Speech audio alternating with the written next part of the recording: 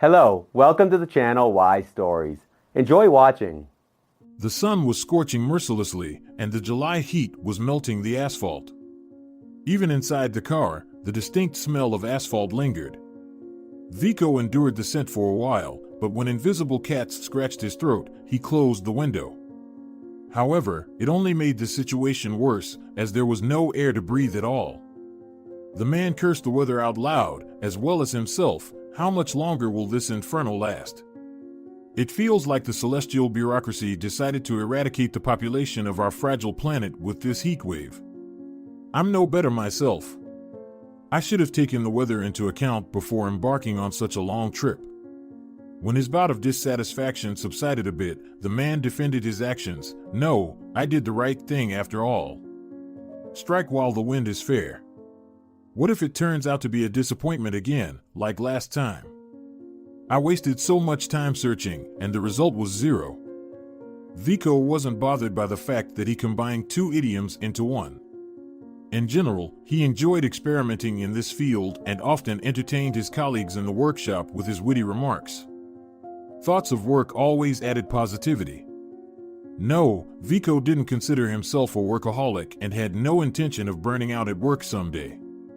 The secret to his special attitude towards professional duties lay in two key factors. The first one was a good salary, and the second one was a close-knit male team.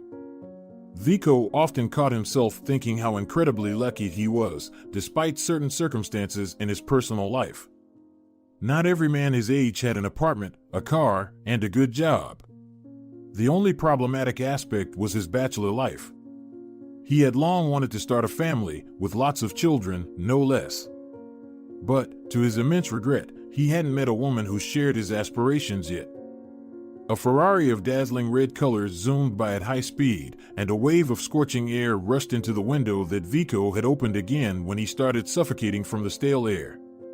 He commented on another example of road lawlessness. Look at all these rich brats. They think they can do whatever they want. Victor had nothing against the children of the wealthy, but he believed that even they shouldn't forget about the transience of human existence on Earth. He had internalized these simple truths since early childhood. Although Vico didn't like to reminisce about that period of his life. There were still about 3 hours of driving left to reach the small provincial town, which was the last stop on his route. Closer to noon, clouds covered the scorching sun, and it became easier to breathe. Vico fully opened the window and happily exposed his face to the cool breeze. Instantly, a scene from the distant past appeared before his eyes as he stood in the yard with his eyes closed, filled with dread about what would happen next.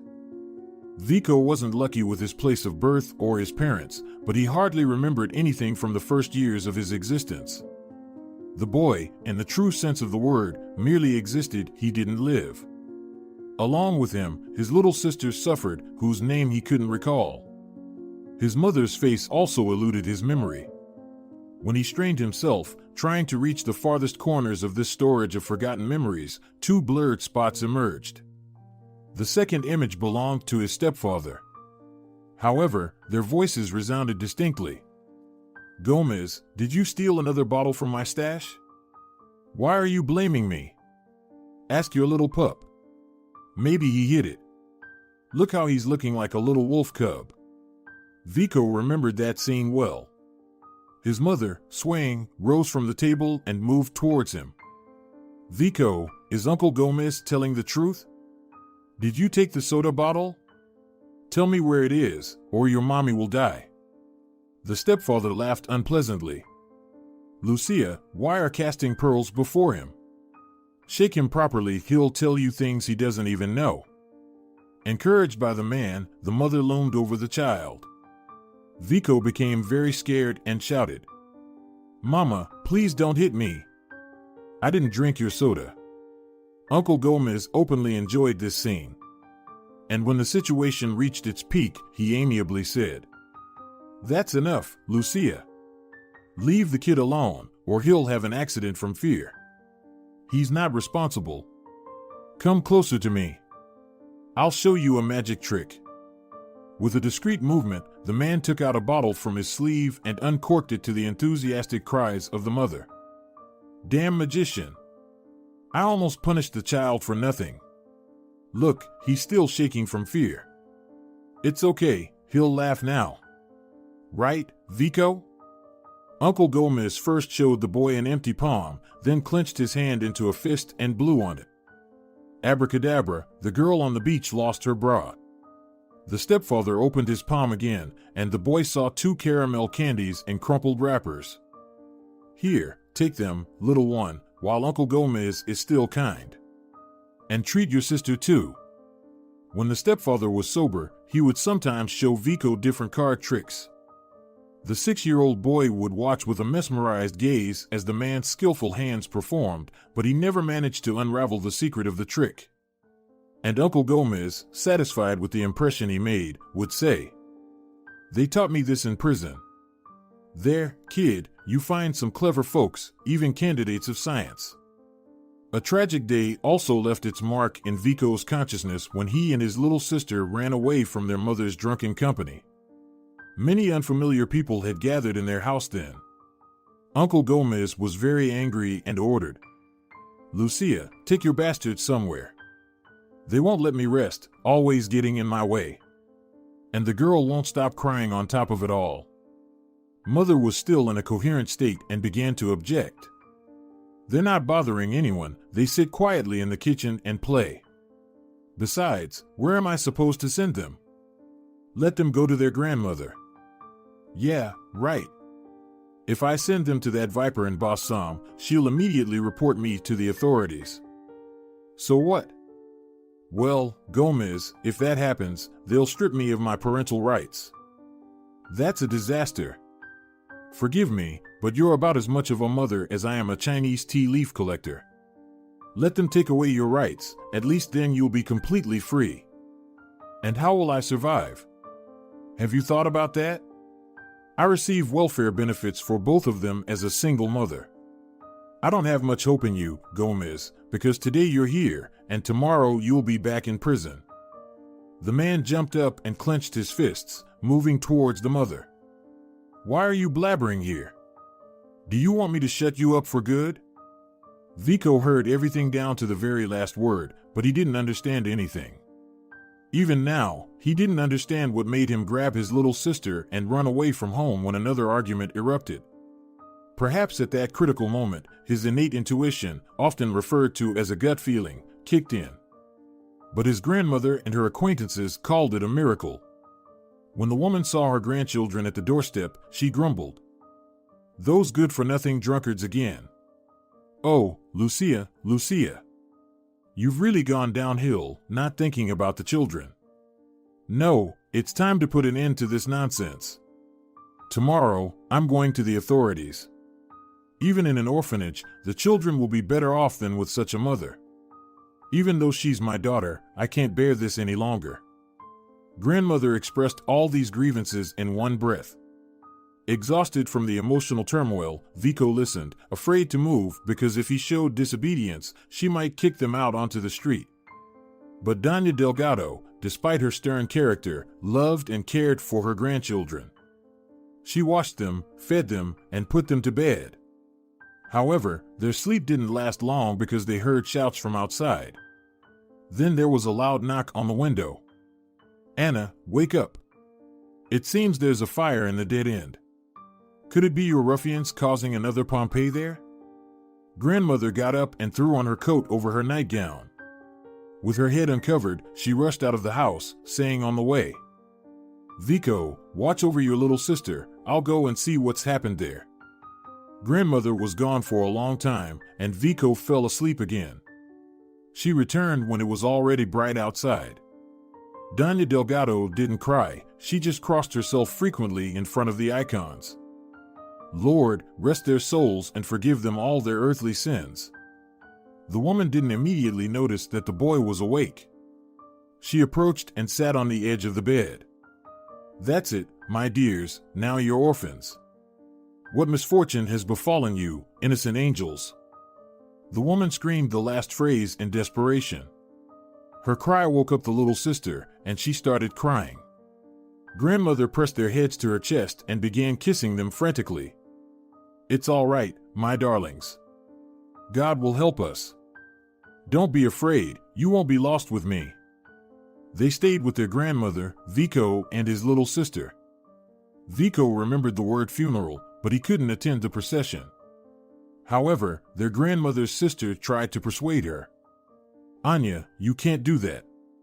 After all, she's still their mother. Yes, Susanna, I can. You shouldn't speak ill of the dead, but Lucia was a bad mother. She didn't leave anything good behind as a memory, and there's no reason for the child to attend the funeral. Later, I'll take them to her grave. But first, we need to have them baptized. The children can't go without baptism. I just don't know who to ask as godparents. Aunt Susanna eagerly suggested. Ask Nina. I think she won't refuse. Besides, she's family, even if distantly related. She hasn't been able to have her own child, so she can at least take care of the orphans. And they won't be strangers to her. Maybe then the Lord will have mercy on Nina and send her a child of her own. Vico remembered the scent of candles and the long prayer of the priest from the baptism ceremony. His little sister cried throughout, while an unfamiliar woman named Nina cradled her in her arms. The adults repeated some words after the priest and made the sign of the cross. The highlight of the ritual for Vico was when they hung a small cross around his and his sister's necks. Grandmother was very pleased that she fulfilled her main mission. Vico overheard her talking to relatives. Now the children will be protected by angels. Aunt Susanna smirked. And who will feed and nourish them? Angels? Doña Delgado slammed her fist on the table. Don't blaspheme in my house. I won't abandon my grandchildren, I'll raise them myself. And by law, orphans are entitled to assistance. Unexpectedly, Aunt Nina intervened in the argument. It was from her that Vico first learned about orphanages in the world. The relative spoke in an unyielding tone. Aunt Anya, they won't let you keep the children. Don't even try to resolve this in your favor. Grandmother protested. I have every right because besides me, there's no one else close to the children among our relatives. Why would they prohibit me from raising my grandchildren? The relative gave grandmother a cold look. The main reason, Aunt Anya, is your age and health condition. Vico will be placed in an orphanage and the little girl will go to a children's home. After these words, Doña Delgado slumped. Nina, what am I supposed to do then? There's nothing you can do. This matter is under special control, and no one will allow you to go against the letter of the law. The only thing I can offer you. Well, I talked to my husband, and he doesn't mind taking care of the little girl. And what about Vico? Can you separate a sister and brother? Take them both. The crown won't fall off head. I'll be able to visit the children and help as much as I can. In Doña Delgado's voice, there was a plea, but Aunt Nina didn't like the idea. She fidgeted and clumsily explained why she couldn't take both children under her care. Aunt Anya, you see, my husband is a very busy man, and I'm just a free attachment to his persona. And I'm not joking. Everything in our family is decided by Senor Ramos. I could barely convince him to take the girl, so I'm afraid to imagine how he'll react to the suggestion of taking another boy. Vico heard all of this and cried, huddled in a corner of the sofa. He felt hurt that they were talking about him as if he were a doll that could be given away. He couldn't wait for that annoying Aunt Nina to finish speaking and ran up to her. Auntie, you resemble Bruxa, and your Senor Ramos is Nosferatu. I won't even go live with you, even if you beg me. The women stared at the boy, stunned. Aunt Nina was the first to comment on his outburst. You see for yourself, the boy is uncontrollable, and he's only 6. What will happen to him in the future? Aunt Susanna tried to defend Vico. It's not surprising with such upbringing. In good hands, the child will improve. Aunt Nina rolled her eyes. Perhaps, but I'm not ready for such challenges. The girl is still very young, and it will be easier for us to train her. Grandmother interrupted her relative. Nina, you can train a kitten to go to the designated place. You can't speak like that about children. And personally, I doubt you'll become a loving mother. Personally, I will oppose separating the children. Unfortunately, nobody took grandmother's opinion into account. After a few days, Aunt Nina took the little sister. Vico lived with his grandmother a little longer, but then unfamiliar aunts arrived and took him away in their car. Grandmother cried when she said goodbye to him and whispered, "Vico, take care of the cross. Don't lose it accidentally. It will protect you from any harm." During the entire journey, he held the blessed church charm to his chest. He did it so expressively that one of the accompanying women asked kindly, "Little one, what are you hiding there in your pocket?" The second woman advised her companion, "Check what he has there. Who knows what nasty thing he might want to bring into the closed institution. Then we'll be dragged around to the superior's offices because of it." The first woman looked into his eyes and smiled. "You'll show me what you have there, won't you?" Vico immediately liked this woman because she was kind.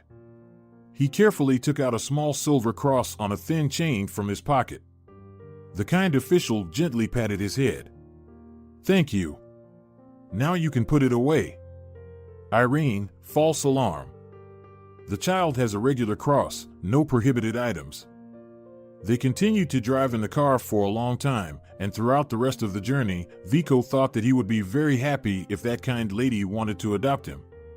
But children's dreams don't always reach the heavens, and Vico had to spend 2 years in an orphanage. He didn't have any fond memories of that period because every day he experienced humiliation from the older children in the institution. Not all caregivers showed kindness and compassion to their charges.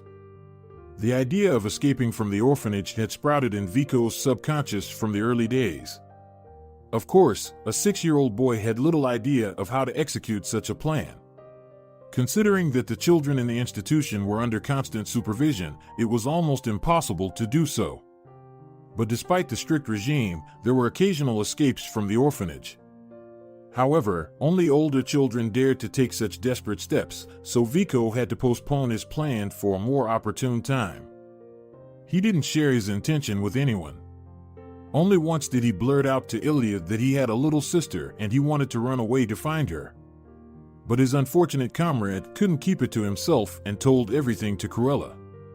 The nickname of the notorious character was given to the night caregiver Senor Moya, who had a malicious character. Cruella dragged Vico into the corridor and lifted him by the collar of his shirt, making him gasp for breath.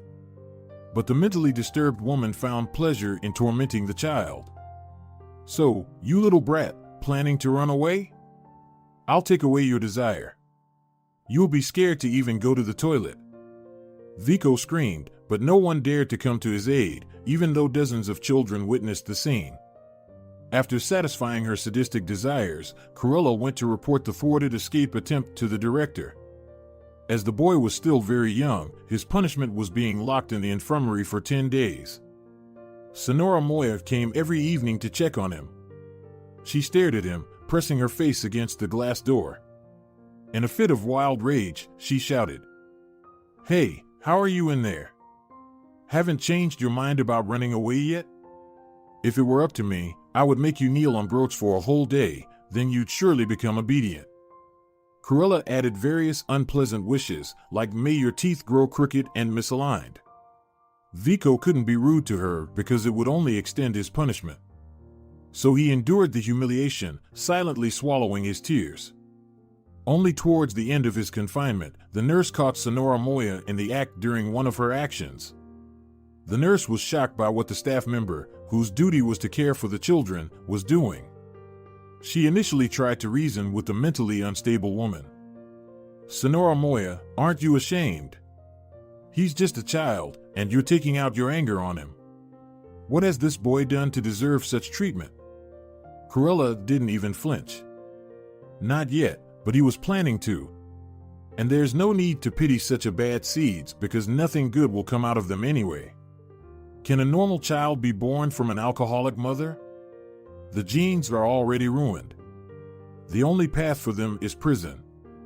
The nurse started to chase away the caregiver. "Stop immediately. I won't allow you to torment a defenseless child. And who do you think you are to make such judgments?" Cruella resisted and threatened the nurse. Vico heard the nurse say as she escorted the caregiver out the door, "I warn you, Senor Moya, that I will report your outrageous behavior to the director today." Cruella yelled from behind the door, "I don't give a damn about your warnings. I work here, and I'll continue to work because no one else would agree to wipe the snot of these premature brats for such a measly salary. That's why there's a constant personnel shortage in orphanages." Most likely, the nurse kept her promise because the cruel caregiver never appeared in the orphanage again. Although Senora Moya had already made the difficult lives of the young wards even more bitter, Vico didn't confide in anyone anymore. It was his first learned life lesson. But thoughts of his younger sister visited him constantly, especially before bedtime. The boy recalled the unpleasant events and thought, "How is my sister doing without me? She's probably being mistreated by Aunt Nina and her husband." The most surprising fact was that Vico couldn't even remember his sister's name. His perpetually drunk mother and stepfather, as well as his grandmother, referred to the little girl as baby or girlie. Vico also couldn't recall the name of the town where he was born and where his mother perished in a fire. The image of Doña Delgado, his grandmother, also constantly appeared before the child's eyes. Despite her promises, his grandmother never visited him. Later, he learned from one of the caregivers that his grandmother quietly passed away shortly after the grandchildren were taken away. Life in the orphanage was monotonous, except for those rare occasions when couples would visit to choose a child. On such days, both the older children and the little ones held their breath, hoping to be chosen. But Vico was scared of the fate of ending up with strangers, so he tried to hide as far away as possible to avoid catching the eye of potential parents. He moved to the 3rd grade and completely stopped believing in miracles. He laughed at those children who still dreamed of adoption, saying, "Idiots. Don't you know that all those mommies and daddies are just pretending to be kind? In reality, they don't want you at all. They'll take you away and then throw you in the trash." Since his opinion was hardly supported by anyone, he had to withstand a barrage of criticism after making such statements. "Vico, you're angry because no one chose you. But deep down, you also want to be in a foster family." Even the older kids held the same belief. They, too, believed in their guiding star, dreaming of being part of a healthy and loving family. Vico was at that vulnerable age where he couldn't understand why he rejected the possibility of change in his life. Summer vacation arrived, and many children left the orphanage temporarily. Vico was playing ball with the boys on the sports field when the nurse approached him. "Vico, I need you. Let's go see the director." "Why?" "I haven't done anything wrong." "Must you commit a misdeed to visit the director's office?" "Sometimes you're called there for pleasant reasons." The boy waved goodbye to his friends. "Guys, keep playing without me. I'll be back soon." The nurse gently nudged him. "Soon is unlikely." Puzzled, the boy followed the nurse, lost in speculation, but he couldn't come up with anything concrete. In the office, where he had been only once before, there were 2 more people besides the director, a man and a woman. When Vico entered and politely greeted everyone, the office's hostess, with feigned cheerfulness, said, "And here is our Vico. Well, we can use a more grown-up name, Senor Vidal. So, welcome."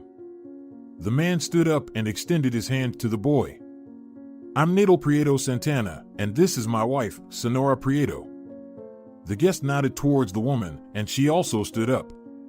The director, in her voice filled with joyous excitement, said, "Vico, our guests came here specifically to..." The man gestured for the head of the institution to be silent. "Allow me to say it myself." The office hostess didn't like this dismissive attitude and, without her previous optimism, said, "Fine, I won't interrupt. While you have your conversation, I'll go check on things at the kitchen." When she left, Senor Prieto seated Vico next to him and simply said, "You see, buddy, we've had a tragedy. Our son passed away from an incurable illness. It happened a long time ago, but he will forever remain in our hearts. At first, my wife and I thought we would live with memories, but then we realized it was wrong. Vico gathered his courage and looked the man straight in the eyes.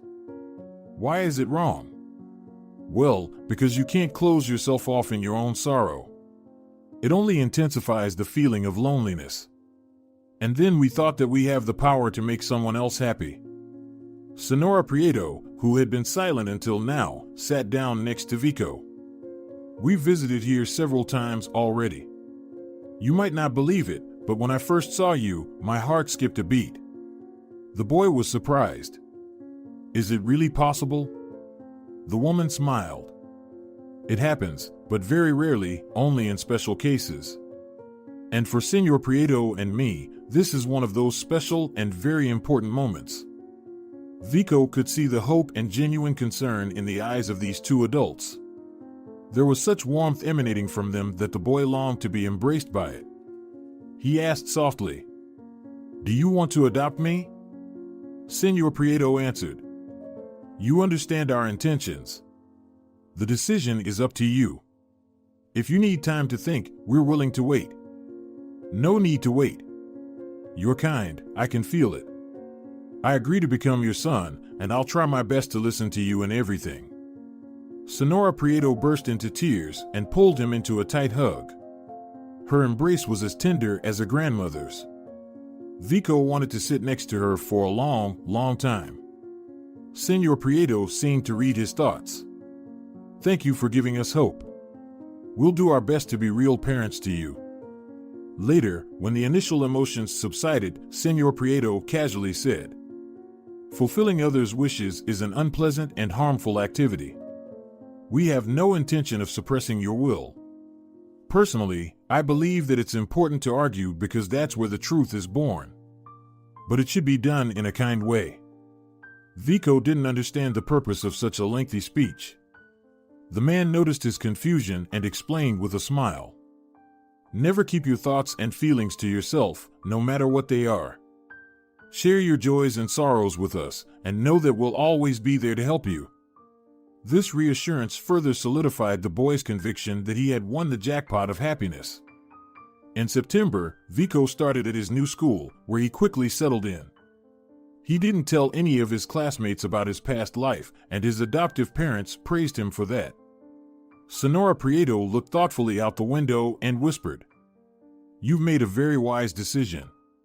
People come in all sorts, some will sympathize with you, while others will be glad to see you suffer. No need to involve strangers in our family affairs. The most important thing is for the three of us to always be happy together." Vico loved being in the Prieto's home. Here, he felt completely safe and comfortable. He had his own room and a desk for studying. In his free time, he could play computer games or attend martial arts training, which Senor Prieto promptly enrolled him in.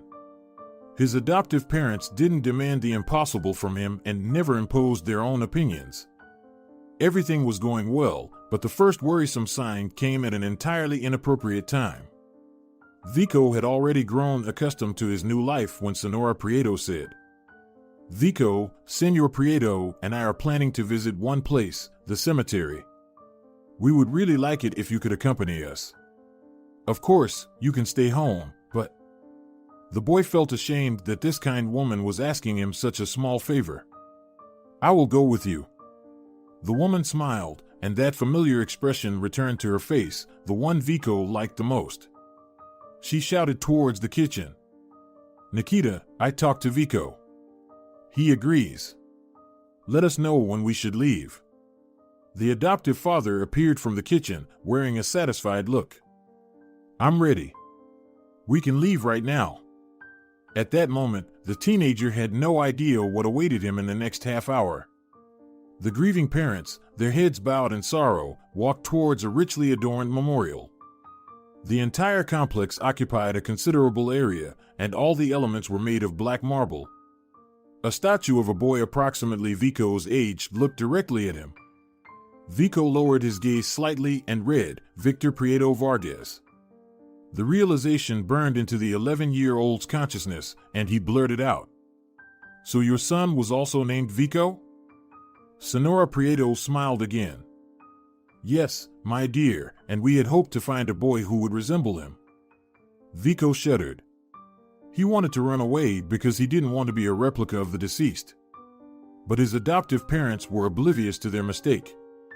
They had no idea what was happening in the child's soul at that moment.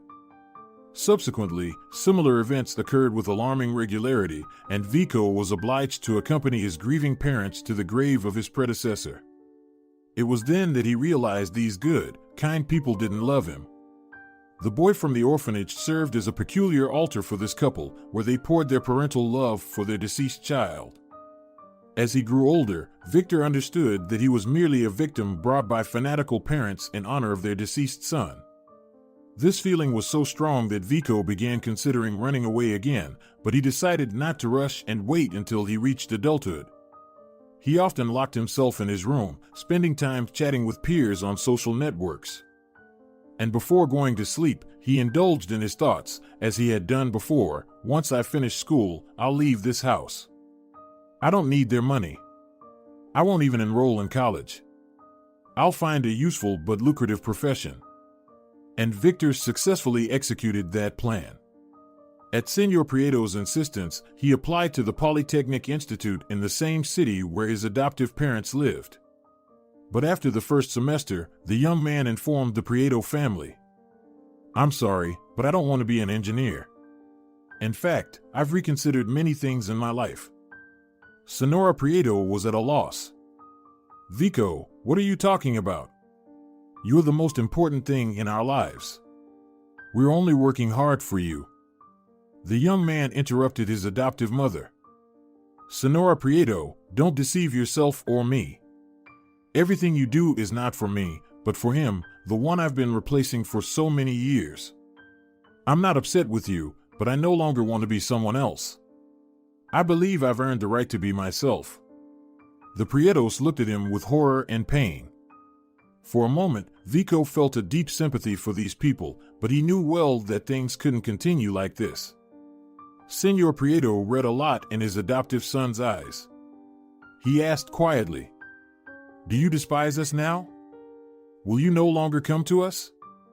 The young man saw that penetrating gaze again, the one that had troubled his young heart back in the orphanage. Something stirred painfully in his soul. He embraced Senora Prieto. "I will never forget what you have done for me. And there are no people closer to me in the whole wide world than you. Please, don't be upset with me, but I want to build my own life. But I will definitely visit you because you are my parents." In the institute, Victor managed to establish useful connections, and one person from the faculty helped him get admitted to a college that trained specialists for the defense industry. The uniqueness of this form of education was that one could work and acquire a very rare profession at the same time. Housing was also provided to all employees of the enterprise on a rental basis. 10 years later, Victor already had his own one-bedroom apartment. Granted, his adoptive parents had helped with its purchase. And recently, he bought the car he had dreamed of for many years. As he neared his final goal, his excitement grew, and the man whispered, "I wonder what awaits me in the town. Maybe I'll find my sister there? Thank goodness, I now know her details." Victor spent many years searching. He tried to find information about his sister through the orphanage where he spent less than 3 years, but initially, they outright refused to provide him any assistance, even when he asked for just the city where he had lived before. The lady in the office sternly looked at him and declared, "We are not authorized to disclose confidential information." Vico tried to explain to the woman, "You misunderstood me. I'm trying to find information directly related to me. I was 6 years old when my sister and I were separated, and now I want to find her. It seems like a normal desire. I'm simply asking you to help me a little." The woman hesitated for a long time, but eventually gave in. She glanced at her office door and then scribbled the name of the settlement on a scrap of paper. "It's an urban-type settlement. It's about 300 kilometers from here. Maybe someone there will be able to tell you where your sister is." Vico didn't waste any time and headed to the district town where the first years of his life had passed. When he arrived, his memory started to provide hints, and he easily found the dead-end street where he had lived with his mother. In place of their burned-down house, there was now a vacant lot overgrown with weeds. Suddenly, an elderly woman approached him. "Are you looking for someone? Maybe I can help you," the woman asked. "You probably won't be able to help me. It's been over 20 years. I lived in a house that burned down, and I had a little sister." The woman grabbed her heart. "Oh my goodness. Is it really you, Vico? Look at you, all grown up and handsome." The young man didn't expect such a strong reaction, and he said, somewhat embarrassed, "Yes, it's me. You didn't mistake me." He tried to smile, but it didn't come out well, and he only grimaced as if he had eaten a lemon. The woman began to cry again. "Your mother, Lucia, was so lost. It's a pity what happened to her. And your cousin took the little girl, Christina, with her. Do you know where she lives?" The woman waved her hands desperately. "How would I know?" He was about to leave, but the woman stopped him. "If you're going to see your grandma, she's been gone for a long time too. Outsiders bought the house. Talk to them. Maybe they'll give you some information about finding your sister." Victor continued on his way, but the woman caught up with him again. "Getting old is no fun. I completely forgot. Go see Susanna. She definitely knows where the girl was taken." Victor was surprised that he had somehow forgotten about Aunt Susanna, who was almost always at his grandmother's house. But he found the distant relative's place of residence after wandering among the low-rise houses that predominated in this neighborhood. He climbed to the second floor and rang the doorbell of apartment number 5. No one answered, and Vico was about to leave when he heard shuffling steps behind the door. "Who is it?" After a moment of hesitation, the man shouted, "I'm looking for Aunt Susanna." Behind the door, another voice shouted, "I don't have any nephews, and I don't open the door to skimmers." The footsteps started to fade away, and Vico had to shout a bit louder. "Aunt Susanna, it's Vico, the grandson of Doña Delgado. You must remember me." The footsteps returned to the door. While the owner was struggling with the lock, a middle-aged man appeared from the neighboring apartment. "Susanna is not in her right mind. Don't pay too much attention to her fantasies, otherwise she can come up with something that will blow your mind." Vico didn't have a chance to say anything because the neighbor's remark was interrupted by Aunt Susanna herself. However, the guest had a hard time recognizing in the bent old woman who was scolding her neighbor the same tall woman who often appeared in his grandmother's house. Aunt Susanna's disrespectful gesture was accompanied by insults directed at the man. "It's you who don't know if he's coming or going, but I'm fine. My mind is perfectly fine.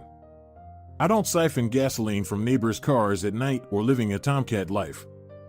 The man's face turned red, and he slammed the door with a loud bang. But the vengeful old woman, fueled by a thirst for revenge, approached the neighbor's door and made an obscene gesture through the peephole. Satisfied with herself, she invited Vico into her apartment, where chaos reigned everywhere. Due to the disorder, the woman didn't even offer her guest a seat. They stood in the hallway, where she tried to examine him in the dim light of a low-power bulb. When the scrutiny was over, the old woman asked with undisguised irritation, "Speak up, why have you come? Can't you see how I'm living? Nobody cares about me." Feeling that Aunt Susanna would soon redirect the conversation to her own personal problems, Vico told her about the purpose of his visit. The elderly woman immediately perked up. "Why didn't you tell me right away that you're looking for Christina? After Nina took her away, we never heard anything about the girl. But if you want to find Nina, you'll have to search in the north. I don't remember the name of the city she wrote to me from, but I have a postcard from her, a greeting for International Women's Day. I'll get it for you now." The old woman hurried into the room and soon returned with a postcard. "Take it, I don't need it. I haven't written letters to anyone in a long time." Vico took the postcard from Aunt Susanna's hands and quickly scanned the address. Judging by Aunt Susanna's resolute appearance, he understood that she wasn't going to display any miracles of hospitality. He took out two €100 bills from his wallet and handed them to the old woman. Here, buy yourself something tasty." The old woman immediately broke into a smile, but she clenched the money in her fist. "Vico, are you leaving already? Maybe we can have a cup of coffee together." But the young man politely declined the offer. After such a cold reception, he had no desire to have coffee with his relative, and the condition of the apartment didn't contribute to a cultured leisurely time. Outside the entrance, he saw the neighbor whom his grandmother had insulted. The neighbor glanced at him. "I thought you were from the authorities. Turns out, you're a relative. A very distant relative, and perhaps not even a relative at all." "I'm not sure." The man was disappointed with the answer. "I thought maybe you'd take that crazy woman away and spare us from our troublesome neighbor. She's made our lives miserable. She sleeps during the day and watches the street at night. She's the one who thought I was siphoning fuel. Oh, and the worst part is that she insults people." Victor understood perfectly well what the man wanted from him, but he firmly said, "Report it to the police or social services. They will definitely take action." The man was stunned. "But she's your relative. Aren't you concerned about old lady? If I remember correctly, Aunt Susanna has children. Let them take care of her." He turned around and walked away from the courtyard, but the dissatisfied man's voice caught up with him. "Keep raising kids like that, and they'll show you a finger when you're old." Vico smirked to himself, remembering how his grandmother Susanna gestured to the neighbor. Suddenly, a bitter lump formed in his throat. He recalled how he would stare out the window for hours, waiting for any relative to come visit him in the orphanage, but everyone had forgotten about him. And Aunt Susanna had never once acknowledged the existence of her grandnephew. Upon arriving at the address given to him by a relative, he was met with disappointment. His aunt and her family had moved to a new location 12 years ago due to her husband's new assignment. The thread was severed, and Vico didn't know what to do next. As he tried to gather his thoughts, an inner voice awakened. "Turn to your father. He will help." Victor hadn't considered this option. He had kept hidden from his adoptive parents the fact that he had a younger sister. The reason for such mistrust dated back to his early childhood. He vividly remembered the day of the funeral when Aunt Nina said she didn't need the burden of a 6-year-old boy, and he feared that if he revealed his sister to his adoptive parents, they would, at best, react without enthusiasm. Later, as Vico grew older, it became pointless to reveal the main secret to them. But finding himself at an impasse, the young man realized that his adoptive father's help could indeed yield positive results because Senor Prieto had connections even within the internal organs. His parents greeted him with sincere joy. Senora Prieto couldn't shower enough love on him. "Vico, thank you for coming. You have no idea how much we've missed you." Although Senor Prieto didn't display as much enthusiasm, it was still noticeable that he was brimming with positive emotions. "Son, forgive me, but I can't believe you just showed up like this. After all the years you lived with us, I've learned all your gestures, and I can see that something is weighing heavily on you. Speak, why did you come?" Victor briefly explained the essence of the problem, but the more he spoke, the more his father was astonished, and then he asked with concealed resentment, "Why did you remain silent all this time? You should have told us earlier. We could have found your sister long ago. Are your mother and I such terrible people that you were afraid to confide in us?" Vico felt ashamed of his past suspicions. Only now did he realize that despite everything, the people who raised him truly loved him, and he no longer held back. "Please forgive me, but I used to think that you loved your son, not me." Tears welled up in Senora Prieto's eyes. Just like in his childhood, she cradled his head against her chest. "You've grown up, but you're still the same fool. Can one pretend to have non-existent love?" Vico closed his eyes. He reveled in the warmth emanating from this woman. Emotions overwhelmed him, urging to be set free, and he softly pressed his lips to Senora Prieto's hands and quietly requested, "Mom, please forgive me.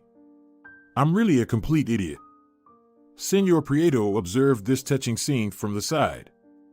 For a moment, Vico thought he saw an unbidden tear shimmering in his eyes, but the man quickly regained control of his emotions. He cheerfully exclaimed, "Well, as punishment for unworthy behavior, you'll have to stay with us for a whole week." "I'm sorry, Father, but only 3 days. I can't stay longer. I specifically took time off to find my sister, so every day counts." "Ah, well, don't justify yourself. I'll try to gather some information during these days." Senor Prieto kept his promise. It took him only 2 days to find out Christina's whereabouts. Aunt Nina and her husband had adopted the girl, and now she even had a different surname, Sis. However, Vico wasn't sure if the holder of those personal details was indeed his biological sister, so he had to shorten his guest period at his adoptive parents' house. As they bid farewell, Senor Prieto asked, "Vico, maybe I should have gone with you." "No, Father, it's not worth risking your health. The journey is long, and the heat is unbearable even for young people. I'll keep you updated and let you know when everything is resolved." "All right, I'll hold you to your word." The next morning, Victor set off on his journey. The indicated city didn't leave a positive impression on Vico. This small provincial town lived its leisurely life. When he reached his destination, the midday heat gave way to a gentle evening coolness, and the locals casually went about their business. They cast sideways glances at the newcomer, but no one asked him anything. Vico decided to find accommodation first and asked a passing woman, "Can you tell me where I can find a decent hotel around here?" For some reason, the woman burst into laughter. "We don't have hotels here, but there's a guest house over there, around the corner." He headed in the indicated direction and completed the registration in about 10 minutes. After leaving his belongings in a single room that the receptionist proudly called a luxe, the man decided to take a stroll. He was exhausted and hungry after a whole day, but the restaurant on the hotel's ground floor was fully occupied. The man cursed without anger. That's the province. Apparently, the locals enjoy spending their free time merrily. Vico looked around and noticed a food stall not far away, surrounded by people. He approached closer and immediately caught the unmistakable aroma of an Eastern dish. His memory instantly responded to this familiar gastronomic scent. He remembered how, in his childhood, he used to stroll with his little sister and mother in the park, where they also sold shawarma. Back then, he had hopefully asked his mother, "Mommy, it smells so delicious. Will you buy it for us?" His mother gave his hand a painful tug. "I don't have money for such delicacies. Eat what you're given and stop looking around." Vico still remembers how his mouth filled with saliva and his stomach growled loudly.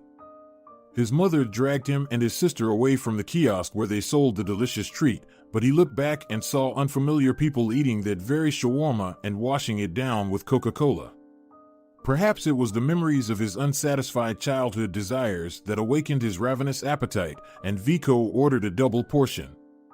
The satisfied owner of the stall bustled around, anticipating a generous tip. He quickly prepared the order and wished the unfamiliar customer, "Enjoy your meal.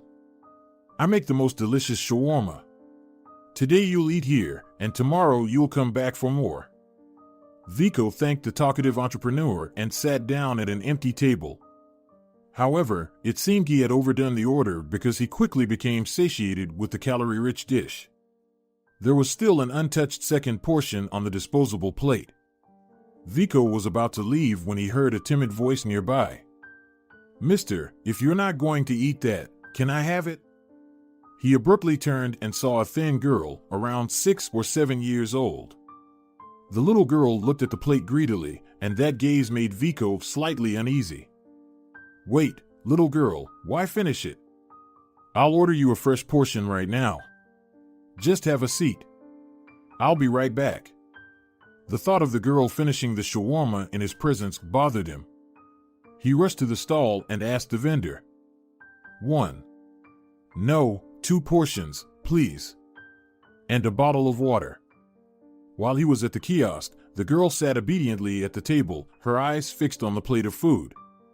The owner himself brought the fresh portion. Please enjoy. The girl ate very neatly.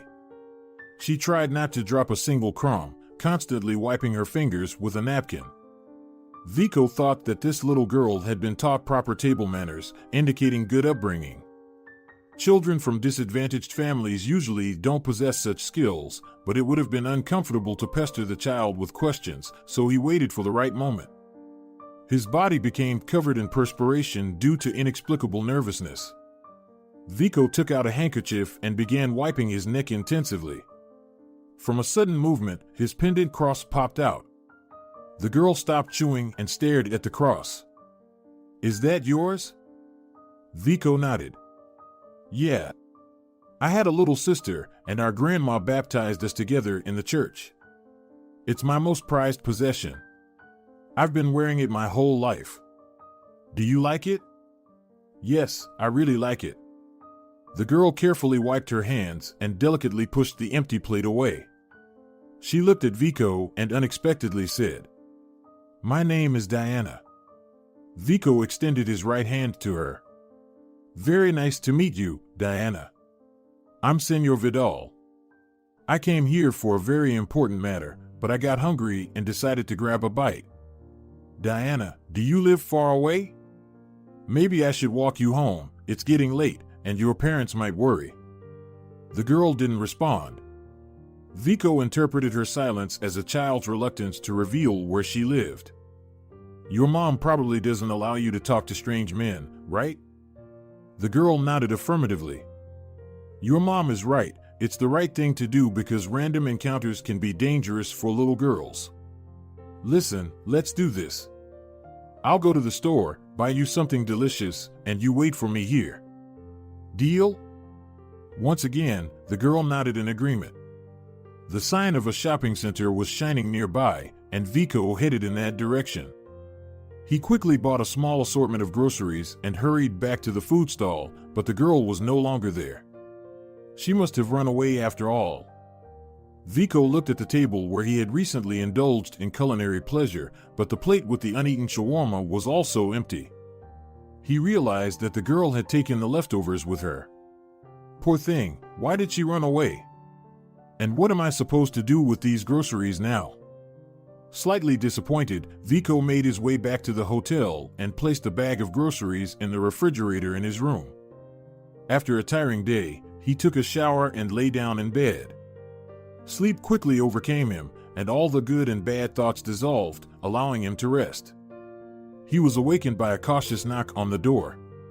Sweet slumber didn't want to release him from its grip, and Vico checked the time and then looked out the window. "Oh my, it's only 7:30. Who on earth would disturb me so early? Probably the chambermaid." The knock came again, and he had to get up. To his surprise, when he opened the door, he saw the little girl Diana from yesterday. The girl politely said, "Good morning. The lady at the counter told me that you live here." The girl pointed toward the reception desk, giving it a new verbal interpretation. Vico had no choice but to invite the little guest into his room.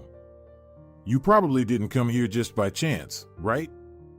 Diana looked at him with wide-open eyes, and in that childlike gaze, Vico sensed something painfully familiar. The girl was also studying him attentively. After a long pause, she said, "My mom sent me to you. She's really sick right now, so she can't come herself." "And why did your mom send you to me? We don't even know each other." Vico found this absurd proposition somewhat amusing, but the little guest unexpectedly burst into tears. Mommy wanted to go by herself, but she suddenly felt really bad. She never used to get sick and went to work. We had lots of food, and on Sundays, Mommy always bought me ice cream. But now she can't even get up. What will happen if Mommy dies? Vico rushed to the child and tried to comfort her. "Diana, please don't cry. I'll get ready quickly, and we'll go to your mom. You stay here for now." The man seated the still sobbing girl in a chair. He really wanted to distract her from sad thoughts. "Listen, Diana, you ran away yesterday, but I bought a whole bag of food for you. You haven't had breakfast yet, right?" Vico rushed to the refrigerator and pulled out the bag with a colorful design. Here, take a look at what's inside, and I'll freshen up quickly. For his morning routine, Vico spent no more than 5 minutes. When he returned to the room, his guest was enthusiastically devouring a muffin. Vico was once again struck by the girl's thinness, but cheerfully said, "All right, I'm ready. Lead me to your mom." They wandered through the streets of the town for a while until they reached the outskirts, where small houses pressed against each other. The private sector of this town also evoked a sense of despair. Vico had never been thrown into such gloomy places by life before. For him, well-kept summer houses settlements were more familiar, whereas here, poverty screamed from almost every house. Diana took him by the hand. "We live in an apartment in that building." The girl pointed her finger at a low-rise structure painted in dark blue. Contrary to the notions of harmony, the window frames were painted a toxic orange color. The unconventional palette made a strong impression on Vico, and he thought, how tasteless. Incredibly wild combination. But before he could express his opinion out loud, Diana beat him to it. "Isn't it beautiful? My mom painted it. Our landlady asked her to, but she didn't give her money for the paint. Mom cried, and then Uncle Jamie brought us 2 buckets of paint."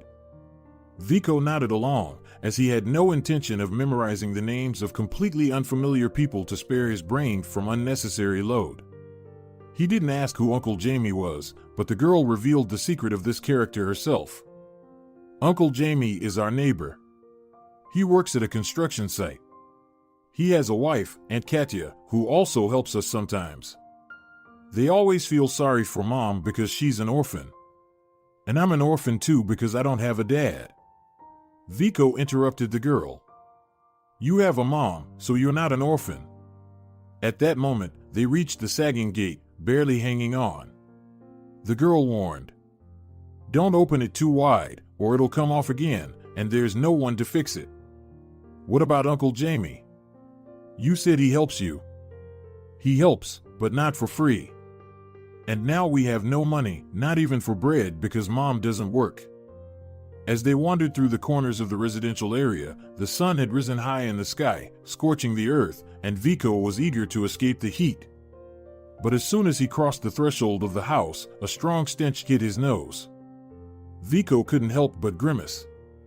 Diana looked at him understandingly and explained the origin of the unpleasant odor. "I don't like the smell here either. Mom says that the house is infested with mold. But at least the landlady doesn't charge us much for the apartment." From somewhere in the distance, a woman's hoarse voice could be heard. "Diana, did you come alone, or?" Vico confidently stepped forward. "No, you have guests." Vico walked from the dark hallway into a brighter, small room. "Diana said that you wanted to see me, and I'm very curious about the reason for such interest in me." He stopped mid-sentence as eyes identical to Diana's peered out from under the blanket. But there was something else in the woman's ailing face that made him shudder.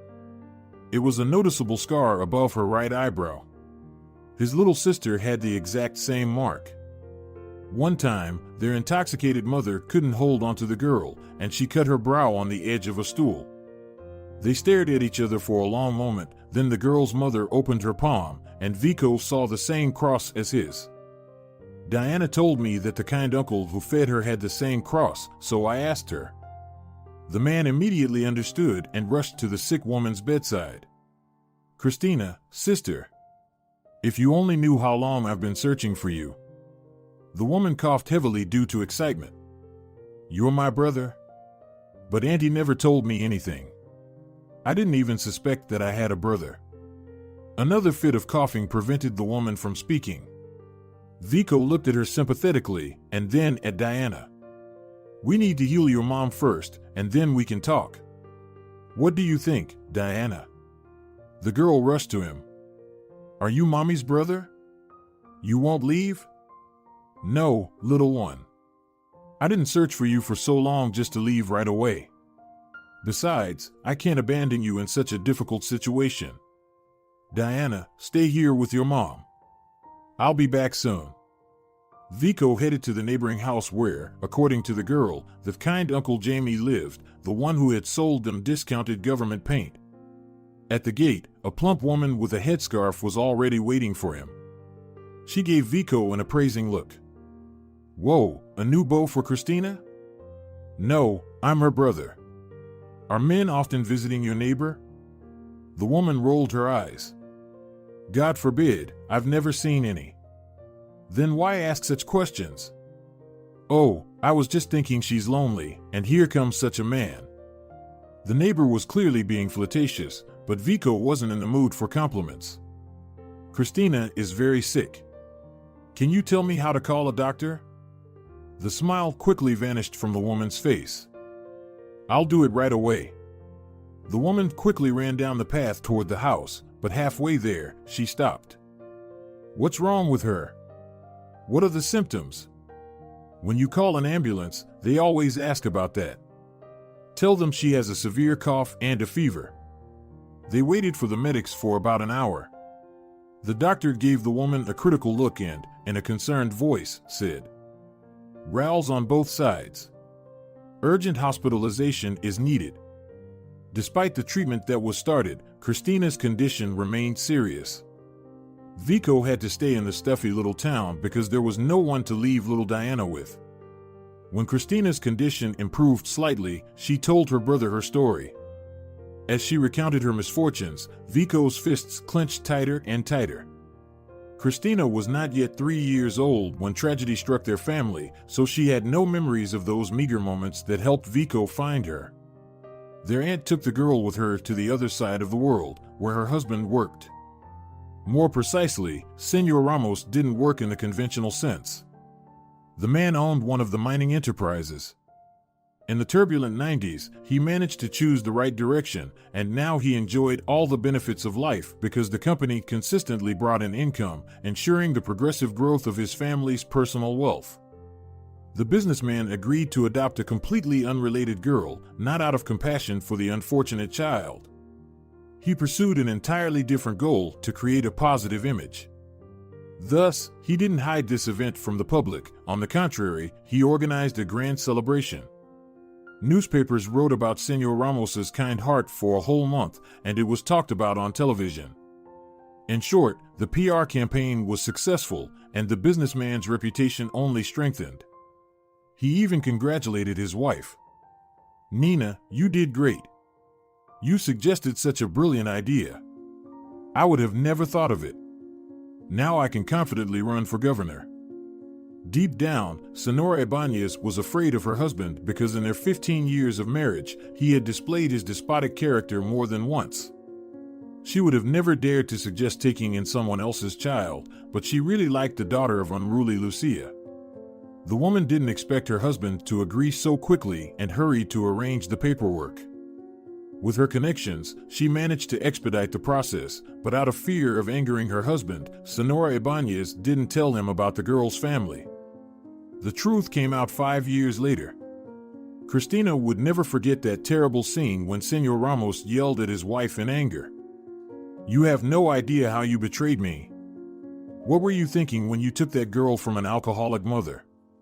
We don't know how her bad genetics will manifest in the future." Senor Ibanez tried to justify her actions. "But Roma, the child isn't to blame for having such a mother." The man became even angrier. "I don't give a damn about her. And don't try to soften me. This won't fly. But I demand that she never crosses my path again." The woman pleaded. "Roma, but where am I supposed to put her? And so many years have passed. Take her to an orphanage, and that's it. And if you have nothing to do, get a dog. That's what all the ladies from high society do, so follow their example." The woman tried to present her final and most compelling argument. "Roma, imagine how delighted the yellow press will be when they find out that you abandoned an unfortunate child in an institution. They will talk about it for a year or even longer, and it will negatively affect your future career." Senor Ramos slumped into a chair, powerless. "But you're right. I'm forced to admit it for the first time. Still, try to make sure the girl doesn't cross my path too often. Let her live outside the city, helping our housekeeper. At least there will be some use." The next day, Senor Ibanez took the girl to a summer house settlement. Christina cried, and her foster mother first tried to soothe her affectionately, but then with irritation. "Why are you crying? You're incredibly lucky to have ended up in good hands. Nothing will happen to you if you live in the settlement. There's a school there, you'll study, make new friends." For 2 months, Christina adjusted to life in her new surroundings. She was lucky that the housekeeper, Doña Herrera, treated her well. Every month, her adoptive parents would come to the summer house on weekends, and then Christina would move to the annex. That's what Senor Ramos ordered. But life had more trials in store for the orphan. She was around 10 years old when Doña Herrera casually said, "You poor thing, Christina. Why do all these troubles fall upon your unfortunate head?" The girl froze with a sense of foreboding. "Auntie, did something happen to my mother, Nina?" "Something did happen. They will have their own little baby now." Christina was too young to understand what the arrival of another baby in the businessman's family meant for her. But she didn't remain ignorant for long. Unexpectedly, in the middle of the week, Senor Ramos himself appeared and ordered the housekeeper, "Camila, get the girl ready. I'll take her with me to the city." The woman hurried to carry out the order. The man looked at the girl unkindly. You've grown up. It's time to repay the money spent on you. You'll look after your brother." Christina was afraid to move, but she still asked, "What about school? They promised to submit my drawings to a competition." Senor Ramos burst into laughter. He laughed until tears streamed down his face and even patted Christina on the head. "Thanks for making me laugh. It lifted my spirits a bit. I didn't even know that there was a budding talent in my house. Another Malovich is growing up. And now, seriously, of course, you will go to school, but I won't promise you any other hobbies." Christina had never been particularly happy in life, but she never thought that her existence could turn into a true nightmare. Little Emmanuel was only 3 months old, but he was a healthy and robust baby. The baby had a demanding temperament and required to be carried all the time. For a teenage girl, it became an unbearable responsibility. Her back and arms were in pain. One day, she complained to Senor Ibanez, "Emmanuel is so heavy that I can't lift him."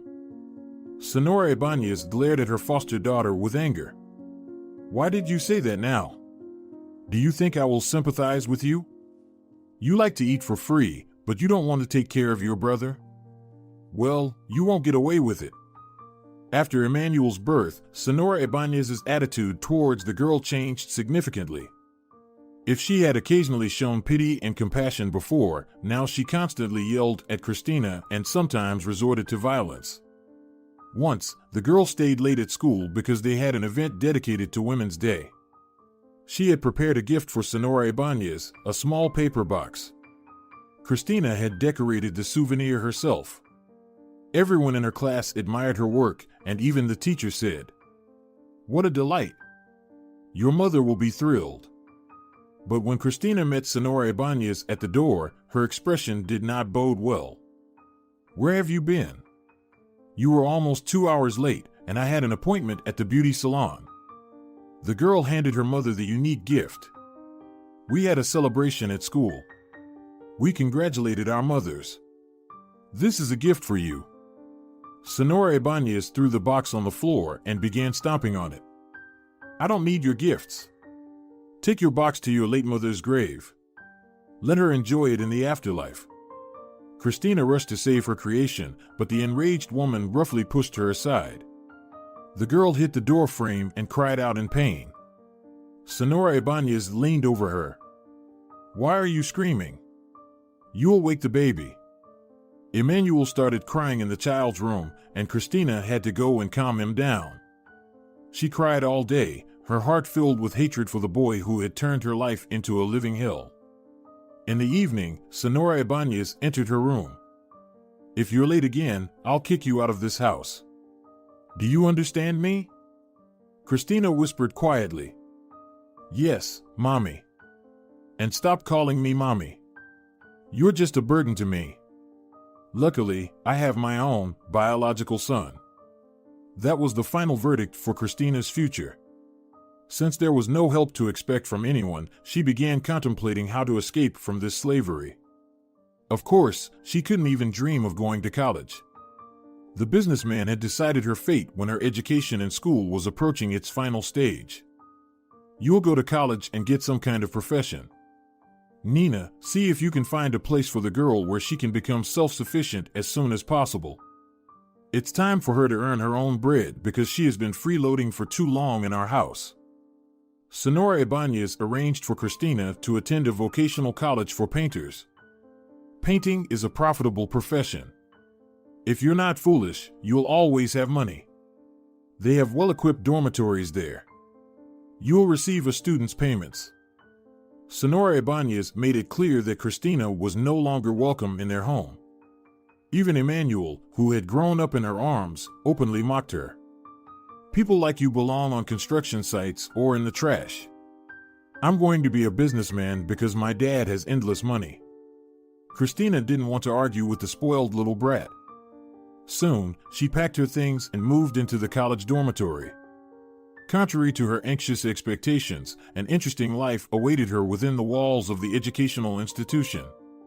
There were constantly engaging events and interest clubs. Christina immediately joined the art studio, where a young master named Senor Ortega noticed her talent. Despite only working at the school for a year, the young man had already gained a legion of admirers. Girls deliberately attended the studio to have the opportunity to interact with the attractive master. Christina secretly sighed as well, but she was afraid to even consider the possibility of reciprocated feelings from Senor Ortega. Although the young teacher behaved according to his status, he didn't shy away from the company of girls. He tried to give attention to all his admirers, but it never developed into serious relationships. The girls in the group sighed, lamenting their fate. The one who captures Cornelio's heart will be so lucky. His mother also teaches at the institute, and his father holds a high position somewhere. Christina also sighed secretly, but she never engaged in such discussions. The girl cherished those rare minutes and hours that Senor Ortega dedicated to her personally. Christina's artworks were sent to regional exhibitions, where they always took top prizes. The master of vocational training felt obligated to refine the talent of his protege to perfection. One day, he stayed back after class with Christina. Christina, I have a proposition for you. Would you like to have individual lessons with me? I would love to. That's the right attitude. You have certain abilities, but they need to be developed into talent. I must confess, I have also become passionate about painting, and I have my own studio. My father splurged on it. So, I can spend extra time with you during my free hours. The girl became saddened. But Senor Ortega, I have no way to pay for such lessons. The young man exclaimed with enthusiasm. I'm an altruist. Don't even think about money. It was a magical time. Christina rushed to Cornelio's studio every evening after classes in college. At first, they focused solely on their art, but one day the master himself suggested taking a stroll before bedtime. They went to the movies together, and once, the man even invited her to a restaurant. The naive girl knew nothing about the pitfalls of courtship. She thought Cornelio was charmed by her and that he would soon propose, so she agreed to continue the evening at his studio after the restaurant. The champagne glass clouded her judgment, and she melted in the arms of an experienced seducer. After that unforgettable night, Senor Ortega became more persistent in his pursuit of the girl. He gave her flowers and small gifts. Mendelssohn's Wedding March played in Christina's ears as she was suddenly awakened. After 2 months of secret meetings in the studio, the girl realized that she was pregnant. She expected Cornelio to be overjoyed with the news, but the man held his head in his hands. Christina, how could you let this happen? You're not a naive young lady who doesn't know about contraception. The girl was taken aback. But I really didn't know. And I thought you would be happy. What happiness? What are you thinking, babe? Did you really think I would marry you? I'm sorry, but I already have a fiancé, and we're getting married this summer. Cornelio, what about me? What should I do? That's not my concern. Ask the girls in your group. They'll tell you where to go, but don't come to me anymore. And, in general, we need to stop these meetings. It took some time for Christina to fully comprehend the meaning of her beloved's words. Deep down, she still hoped he would change his mind and call her, but Senor Ortega deliberately avoided her. And soon, her studies at college came to an end. Christina didn't share her plight with any of her classmates. She decided to seek help from Senor Ibanez, but when her foster mother found out about her situation, she didn't even allow her into the house. I knew it. I had a gut feeling that this would happen. Can a good plant grow from bad seed? Go, Christina, and deal with your own problems. I have enough to deal with, even with just Emmanuel. The girl was desperate. She didn't know what to do or how to proceed. Unexpectedly, she remembered the housekeeper, Doña Herrera, and took the risk of going to her outside the city. Although the woman wasn't known for her kindness, she sheltered the pregnant girl. I won't refuse to help you because that wouldn't be Christian. But I warn you, behave quietly and don't bring anyone into my house. You understand that you don't belong in the world of businessmen, and while my house isn't luxurious, it's a livable place. Christina lived with Doña Herrera until the birth of her daughter. They didn't have financial problems because Christina earned money by doing repairs at private summer houses. One day, Doña Herrera came up with a good idea.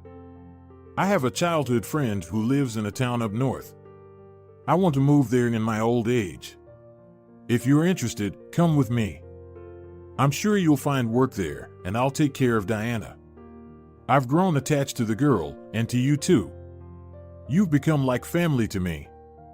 Soon, they moved to a small town, but Doña Herrera didn't live long in their new place. The climate turned out to be detrimental to her health, and she passed away unexpectedly about a year later, leaving Christina alone with her young child once again. The friend of her deceased benefactor wasn't as compassionate, but she didn't kick out the single mother and her child onto the streets. She offered Christina favorable rental conditions for a semi-dilapidated house, which the girl was grateful for. As Vico listened to his sister's story, he experienced a range of emotions, but now he understood that he was luckier than this fragile woman who resembled a teenager. Exhausted from her emotions and the long conversation, Christina struggled to breathe. He leaned over her. It's all behind us now, little sister. We'll be together from now on. He pulled out his cross from under his shirt and kissed it. I'm amazed at the foresight of the elderly. If our grandmother hadn't wanted us to be baptized back then, we probably wouldn't have found each other. Did you notice the engraving on the other side? Christina smiled weakly. Yes, my name is engraved there. I discovered it for the first time before I even started school, but I didn't show my cross to Senor Ibanez. I was afraid she would take it away from me. She never told me anything about you and our grandmother. As they talked, Diana played with her dolls. Victor gave her 2 dolls with sets of clothes, and the girl was ecstatic with such a gift. Wow! Now I have 2 friends. The other girls will be jealous. In addition to the toys, Victor also bought a tracksuit and a beautiful dress for the girl. The new clothes delighted her as well. Uncle Vico, do you have a lot of money to spend on us? I enjoy spending on such wonderful girls.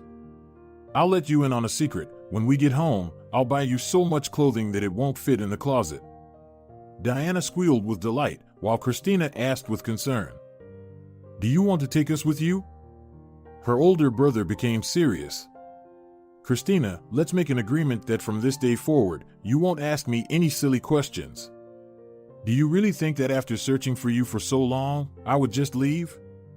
You can't even imagine how all these years I prayed to God or maybe angels, I don't remember, but my main dream was to find you.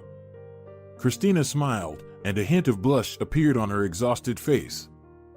Vico, I'll listen to you in everything. I also want to confess to you that even now, I'm afraid to believe in my happiness.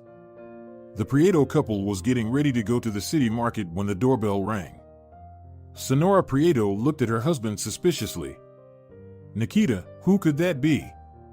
Or are your domino-playing friends here again? The man persistently denied that version. Why do you always assume it's me? Maybe it's one of the neighbors who came for salt or someone running out of laundry detergent. Stop looking at me like that. Open the door. Grumbling, Senora Prieto headed to the hallway, but immediately a scream was heard. Vico. As always, you come without warning. Your father and I were just about to leave for the market. Senor Prieto also went out to greet the long-awaited guest. Victor entered the apartment. Dad, Mom, I'm not alone. Christina, Diana, don't be afraid, come in. So you finally found your sister? Well done. You've done a truly courageous act. The arrival of guests startled the couple, but Senora Prieto was the most active. What market now?